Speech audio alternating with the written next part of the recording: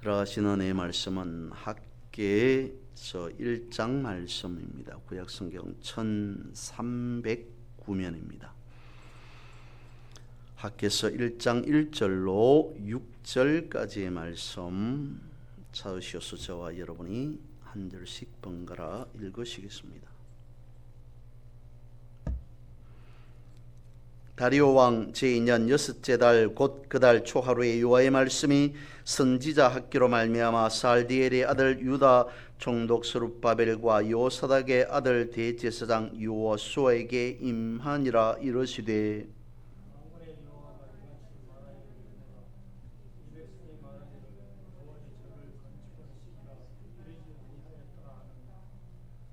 여호와의 말씀이 선지자 학기에게 임하여 이르시되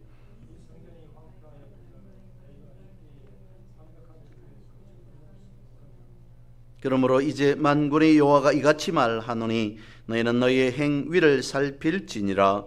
너희가 많이 뿌릴지라도 수확이 적으며 먹을지라도 배부르지 못하며 마실지라도 흡족하지 못하며 입어도 따뜻하지 못하며 일꾼이 싹을 받아도 그것을 구멍 뚫어진 전대에 넣음이 되느니라. 아멘. 말씀에 보면 순종이 제사보다 낫다라고 하는 구절이 있습니다. 사무엘이 한 말이죠. 그때의 순종이라고 하는 말을 원어로 살펴보면 듣다, 경청하다라고 하는 샤마라고 하는 단어를 씁니다. 그랬을까요? 사무엘의 이름에서 사무라고 하는 말이 바로 샤마, 듣다, 경청하다라고 하는 것에서 나오게 되어집니다.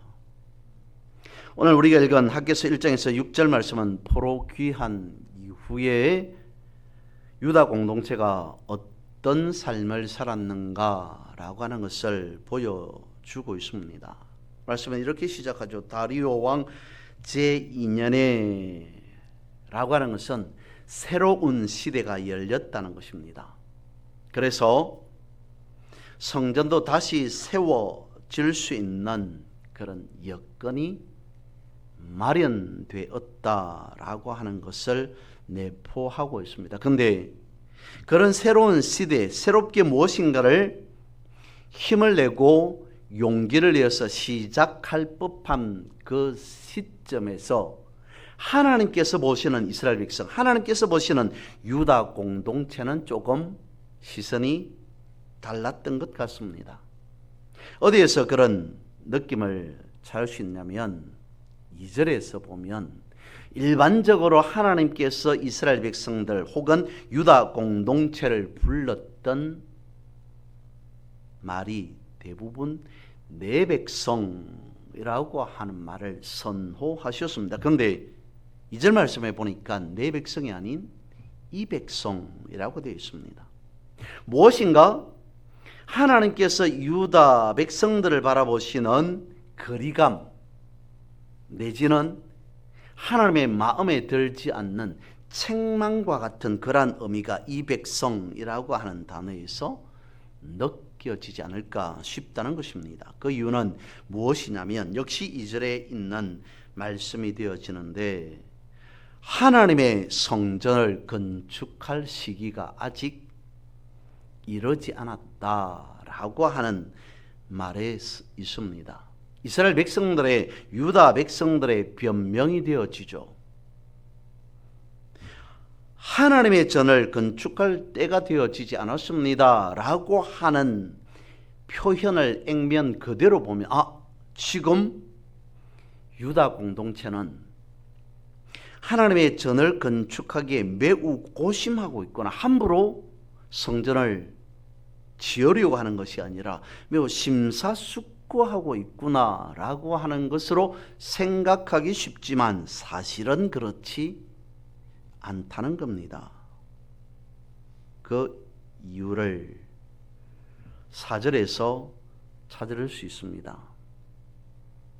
성전은 여전히 황폐함에도 유다 백성들이 살아가는 집은 어떻다고 말씀하고 있냐? 판벽한 집에 저들은 거하고 있다. 판벽했다라고 하는 것은 이제 집의 형태를 완전히 갖추었다라고 하는 기본 의미에서 판벽이라고 하는 그 뜻을 살펴보면 호화스럽게 치장해 두었다라고 하는 뜻까지 있습니다. 하나님의 전은 황폐되어 있음에도 그대로 방치하고 자신들이 살 집만 화려하게 꾸며두었다는 것입니다. 완벽하게 자신들의 내일은 준비해둔 상태이다 라고 하는 것입니다. 물론 이것은 영적인 내일을 의미한다기보다는 자신들이 먹고 살아갈 그 내일, 육신적인 일에 있어서는 자신들은 분주하였더라 라고 하는 의미가 판벽한 집에 거하였다 라고 하는 것입니다. 이것은 우선순위에 대한 것을 지적하고 있습니다.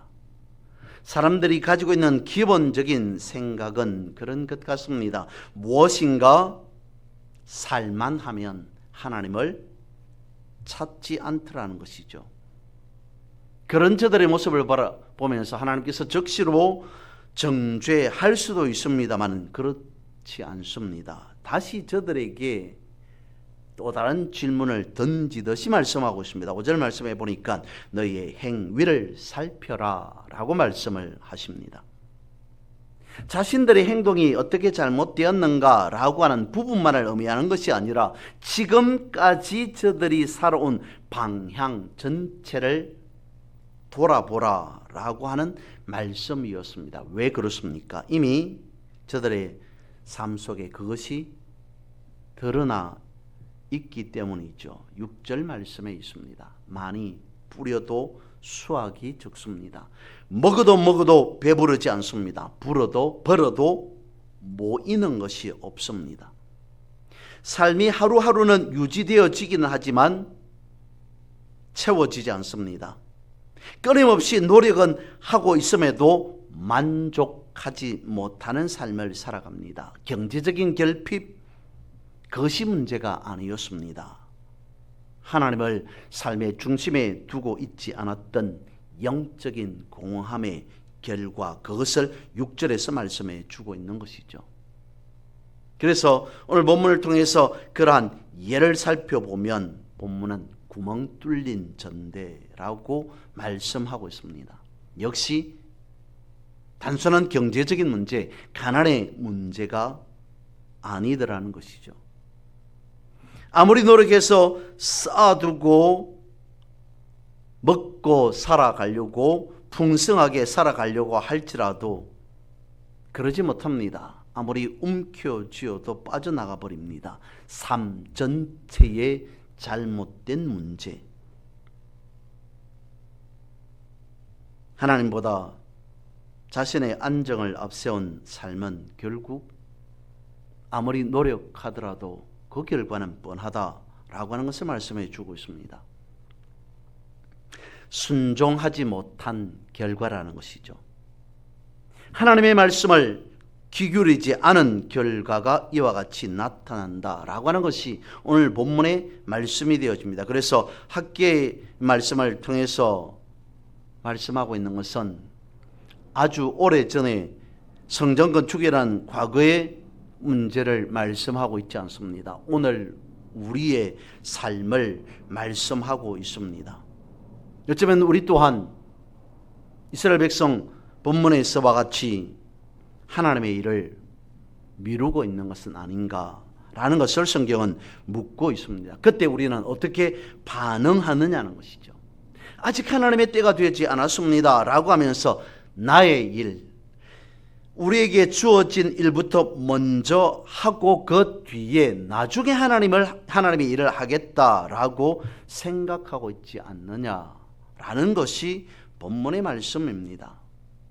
앞서 말씀을 드렸던 순종이 제사보다 낫다라고 하는 말씀 가운데에서 우리는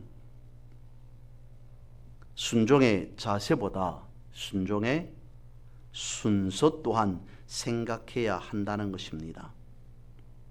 내 일이 태산같이 쌓여 있습니다. 내 할 일이 태산같이 놓여 있는데도 하나님의 일에 우선순위를 두어야 된다. 인간적으로 일반적으로 생각해 보면 맞지 않는 것 같습니다. 내가 해야 할 일이 태산같이 쌓여져 있는데 그것을 제쳐두고 하나님의 일을 먼저 한다. 순종의 자세보다 순종의 순서가 중요하다. 왜 우리가 굳이 그렇게 해야 되느냐? 어쩌면 우리는 기도하는 것, 말씀 보는 것, 예배하는 것, 하나님을 찬송하는 것, 그것은 어느 정도의 시간적인 여유가 삶의 형편이 되었을 때라고 하는 생각을 하면서 하는 것이지, 내가 해야 할 일들을 밀어놓고 하나님의 일을 먼저 하는 것은 조금 순서상, 이치상, 논리적으로 맞지 않다라고 하는 것을 은연중에 하고 있는 것은 아닌가라고 하는 것입니다. 그런데 왜 성경은 우리의 삶의 형편을 잘 알고 있을 것임에도 그렇게 말씀하시는 거겠습니까?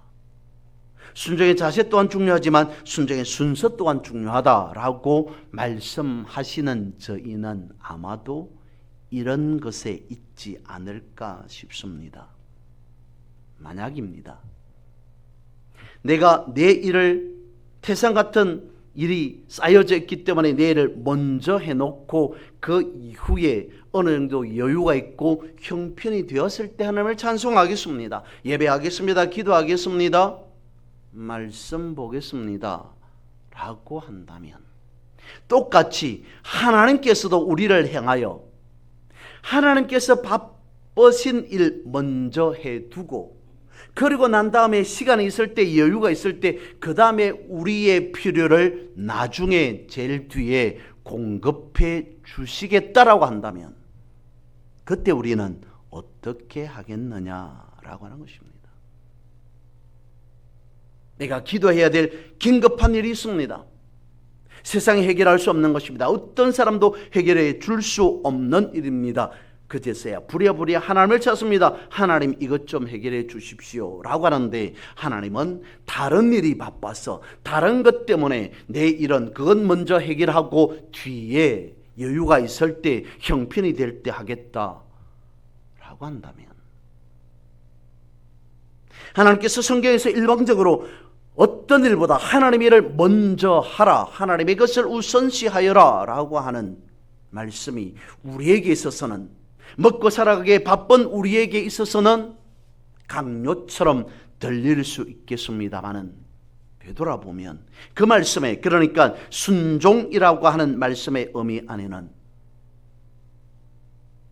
성경에서 말씀하고 있는 것처럼 하나님 또한 가장 먼저 우리를 생각하신다라고 하는 말씀에 대한 반응으로 우리에게 그렇게 말씀하고 있는 것 아니냐라고 하는 것입니다.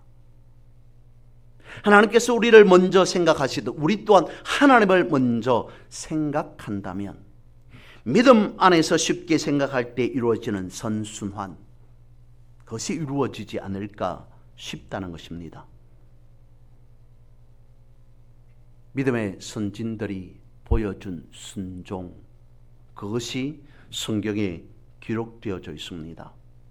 왜 그렇습니까?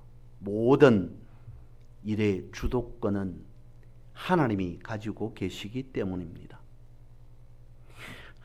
내가 내민 청구서가 되었던 요구서가 되었던 무엇이든지 간에 하나님 앞에 내려놓았습니다. 그때 결제란에 하나님께서 사인하지 않으면 되는 일 아무것도 없습니다. 내 삶의 주인은 내가 아니라 하나님이시기 때문인 거죠. 우리 인생의 전권을 가진 하나님이 결제란에 확인을 해 주셔야 일이 진행되어집니다. 그것이 6절 말씀입니다. 하나님의 확인인 도장 그것이 찍혀 있지 않으면 사람이 아무리 노력하더라도 발부등 치더라도 일은 제대로 되어지지 않고 헛되더라 라고 하는 것이죠. 마태복음 21장 28절에서 31절 말씀에 보면 아버지가 말한 것에 대한 두 아들의 반응에 대해서 기록하고 있습니다. 아버지가 아들들에게 포도원의 일을 시킵니다. 그때 첫째 아들은 예 알겠습니다. 당연히 그래야죠. 아버지의 말씀에 따라야죠 라고 말하고 나갑니다. 그리고 또한 아버지는 둘째 아들에게도 똑같은 일을 말합니다. 근데 둘째 아들은 예라고 말하지 않고 제가 좀 바빠서요. 그 일은 조금 하기 힘들 것 같습니다. 못하겠습니다. 아니요 라고 말합니다. 그런데 뒤에 일은 상황은 달라집니다. 예 알겠습니다. 아버지의 말씀대로 하겠습니다 라고 한 첫째 아들은 아버지의 말대로 포도원에 가서 일을 하지 않습니다. 그런데 아닙니다. 못하겠습니다 라고 하는 둘째 아들이 포도원에 가서 일을 하였더라 라고 하는 것으로 성경은 말씀해 놓고 있습니다. 순종, 아버지의 말에 대한 순종의 첫 번째는 첫 아들이었습니다.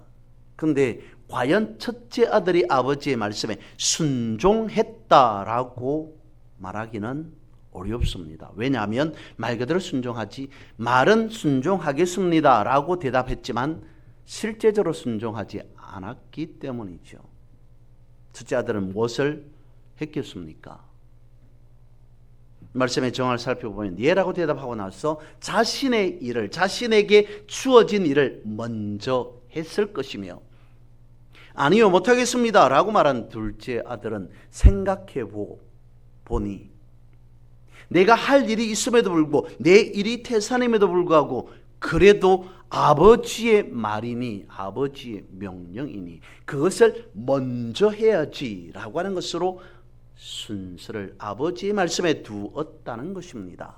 순종은 첫째 아들이 아니라 둘째 아들이었습니다. 오늘 그러면 우리는 어떤 일을 먼저 해야 되느냐? 모든 일 가운데에서 하나님의 일을 먼저 해야 된다라고 하는 것은 말씀드린 바와 같이 그 일의 진행을 하나님께서 하시기 때문이라는 것이죠. 그런데 사람은 그렇지 않습니다. 눈에 보이는 것을 먼저 행하고자 합니다. 그것을 두고 왜 너의 일을 먼저 하느냐라고 따지는 것 아닙니다. 하나님께서 말씀하셨음에도 불구하고 그 말씀에 대한 인식, 즉 순종 없이 사람들의 마음에 내키는 대로 살아가는 그것을 지적하고 있습니다. 하나님께서 말씀하지 않으셨다면 별개의 문제입니다. 하나님께서 이렇게 저렇게 마음대로 해라 라고 했다면 별개의 문제입니다. 그런데 하나님께서 말씀하신 것이 있음에도 그 말씀에 귀를 기울이지 않았다는 것을 지적하고 있습니다.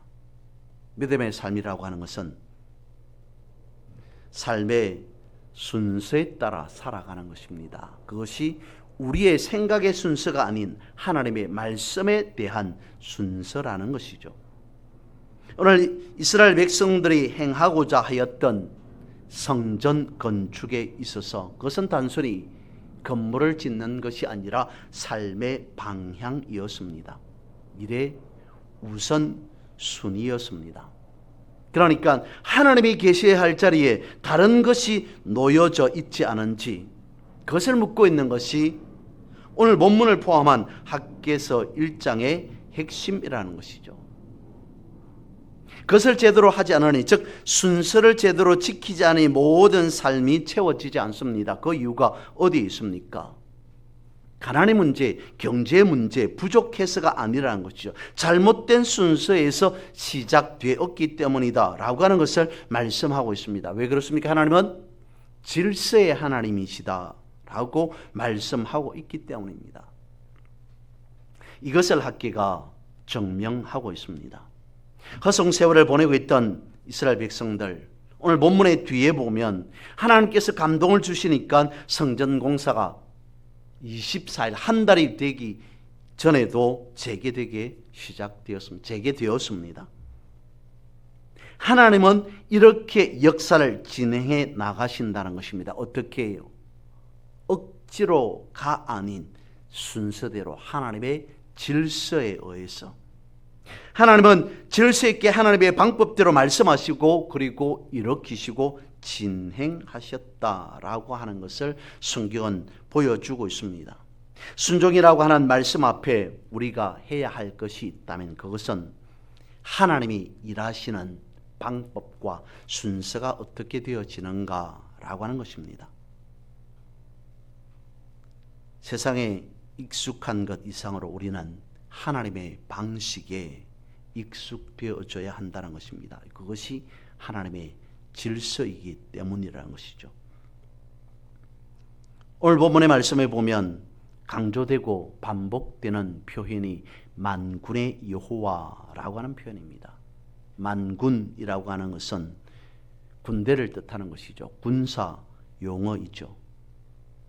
그런데 단순한 군대의 용어, 즉 만군의 여호와만을 나타내는 것이 아니라 전능하신 하나님, 모든 일을 주관하시는 스스로 살아계신 하나님, 처음도 없고 마침도 없는 영원불변의 우주의 주관자이신 하나님, 그 하나님을 찬송하여야 된다라고 하는 것으로 말씀하고 있습니다.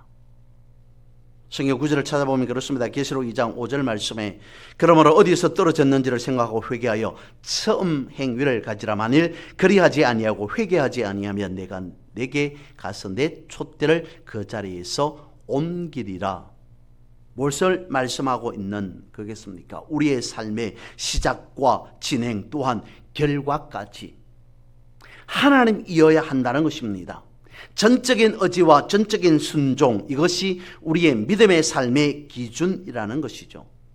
그래서 학개서 1장 말씀에 보면 그것을 말씀해 주고 있습니다. 오늘 본문의 뒤에 보면 스룹바벨과 여호수아와 남은 모든 백성들이 선지자 학개의 말에 청종합니다. 학개를 하나님께서 보내신 사자라고 알아보았기 때문입니다. 하나님께서 일을 맡으시고 하나님께서 일을 진행하신다라고 하는 것을 나중에나마 저들은 알았다는 것입니다. 본문의 뒤에 13절 말씀에 보면 이렇게 말씀하고 있습니다. 내가 너희와 함께 하노라. 임마누엘에 대해서 말씀하고 있습니다. 하나님께서 이스라엘 백성들과 유다 공동체와 함께 하신다. 하나님께서 우리와 함께 하신다라고 하는 것은 일의 순서가 하나님을 향하고 있다라고 하는 것입니다. 그러면 하나님도 우선순위를 결정한다는 것이죠. 그것이 임마누엘이라는 것입니다. 이사야 43장 21절 말씀에 보면 이 백성은 내가 나를 위하여 지었나니 나를 찬송하게 하려 함이니라. 하나님께서 우리와 함께 하시는데 함께 하신다는 것을 우리가 어떻게 표현할 수 있느냐라고 하는 것을 생각해 보면 이 백성은 내가 나를 위하여 지었나니 나를 찬송하게 하려 함이니라. 하나님이 우리와 함께 하신다는 것을 우리는 예배로 찬송으로 영광 돌려야 한다는 것입니다. 임마누엘은 하나님이 나를 통해서 일하기 원하신다는 것을 보여주시는 단어입니다. 이스라엘 백성들이 오늘 본문에서 행해야 될 이 성전 건축이라고 하는 것은 하나님이 일하심을 이루시는 것, 그것을 나타내 보여주는 것이었습니다. 성경은 우리에게 말씀하고 있습니다. 성전이라고 말씀합니다. 성전된 우리를 통해 하나님이 일하시는 것에 최우선 순위를 두고 살아가야 합니다. 그런 삶을 살아가시는 그런 여러분 모두가 되어지기를 주님의 이름으로 선포하고 축복합니다.